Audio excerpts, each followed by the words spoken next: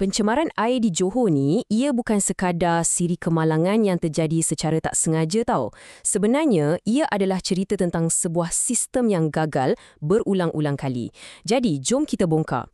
Kenapa selepas bertahun-tahun, masalah yang sama ni asyik menghantui kita? Dan lagi penting, adakah Johor betul-betul bersedia untuk hadapi cabaran yang jauh lebih besar di masa depan? Petikan ni memang tepat merumuskan segalanya. Isu utama di Johor ni bukanlah sebab tak cukup janji manis atau tak cukup pasukan tugas yang ditubuhkan setiap kali krisis melanda. Masalah sebenarnya adalah tiada sebarang perubahan atau reformasi yang betul-betul berlaku selepas tu. Baiklah, mari kita mulakan kupasan kita dengan satu insiden yang pernah menggegarkan seluruh negara, tragedi Sungai Kim Kim. Ini bukan kes pencemaran biasa-biasa. Ini adalah satu bencana besar yang sepatutnya membuka mata kita semua tentang betapa rapuhnya sistem perlindungan alam sekitar kita. Bayangkan, pada 7 Mac 2019, sebanyak 2.43 tan sisa kimia berjadual. Maksudnya, bahan buangan industri yang sangat-sangat toksik telah dibuang secara haram terus ke dalam Sungai Kim Kim.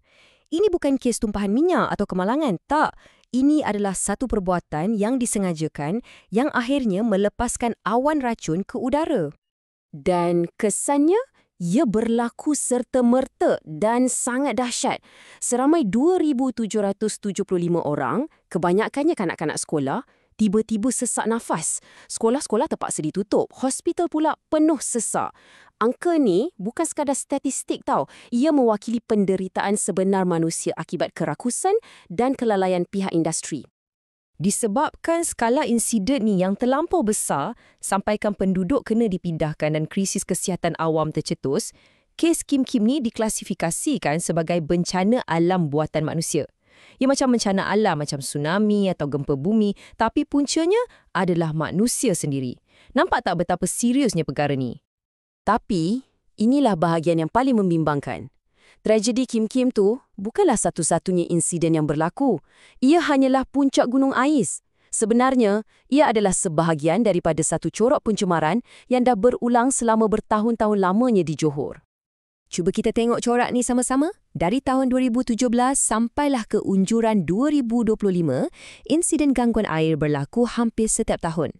Puncanya mungkin lain-lain. Ada sebab perlombongan pasir, ada sebab ladang ternakan, ada sebab sisa kimia, tapi hasilnya tetap sama. Gangguan bekalan air besar-besaran yang memberi kesan kepada ratusan ribu, malah jutaan penduduk. Ini bukan nasib malang. Ini adalah bukti kegagalan sistem. Jadi, ini membawa kita kepada persoalan yang paling utama. Kenapa? Kenapa benda ni boleh terus berlaku? Jawapannya mudah sahaja. Ia berakar umbi daripada kelemahan takbir urus dan juga penguatkuasaan. Inilah punca-punca sebenar masalah ni.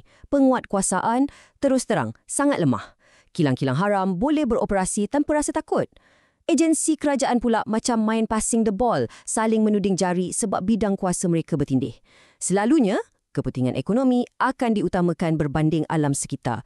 Dan yang paling teruk, hukuman yang dikenakan, alahai terlalu ringan, langsung tak menakutkan sesiapa. Dan setiap kali krisis macam ni berlaku, kita akan dengar skrip yang sama daripada pihak berkuasa. Macam-macam janji ditaburkan. Tapi soalannya, adakah janji-janji itu semua betul-betul membawa kepada perubahan yang kita perlukan?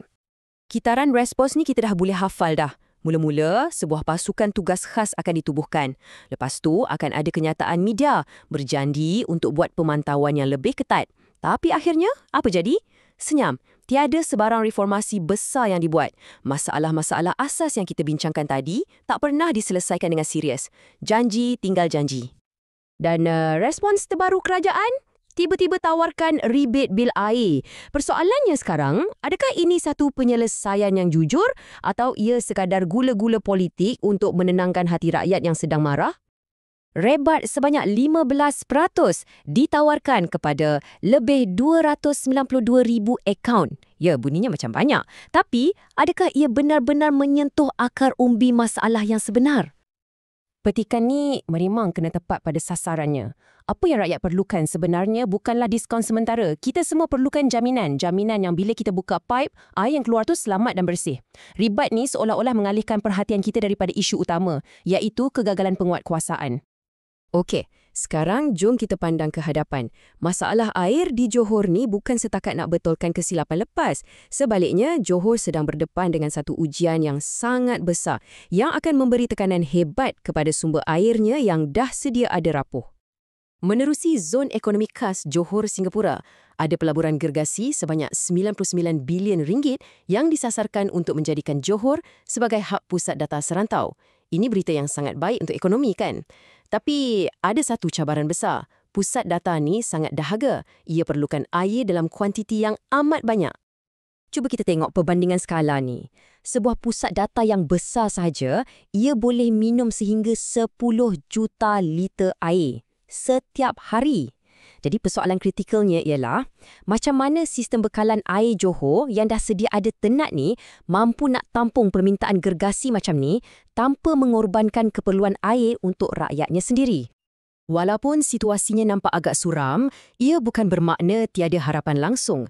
Sebenarnya ada langkah-langkah konkret yang boleh dan patut diambil untuk menjamin masa depan air yang lebih terjamin untuk semua warga Johor. Inilah rupa sebuah reformasi yang sebenar. Pertama, audit semula semua sumber air dan lesen industri. Kedua, wujudkan undang-undang yang lebih tegas. Ketiga, melabur dalam teknologi air kitar semula. Keempat, berikan data kualiti air secara telus dan real-time kepada rakyat. Dan yang paling mustahak, wujudkan satu agensi penguatkuasaan yang betul-betul bebas tanpa sebarang pengaruh politik. Penyelesaiannya ada, cuma yang kurang adalah kemahuan politik untuk laksanakannya. Jadi, kita kembali semula kepada persoalan asas. Johor kini berada di sebuah persimpangan yang kritikal. Sama ada mahu meneruskan kitaran janji kosong yang sama ataupun memulakan jalan reformasi yang sebenar dan sukar. Selepas semua yang telah berlaku, persoalannya masih kekal. Bolehkah perubahan yang amat diperlukan ini akhirnya bermula?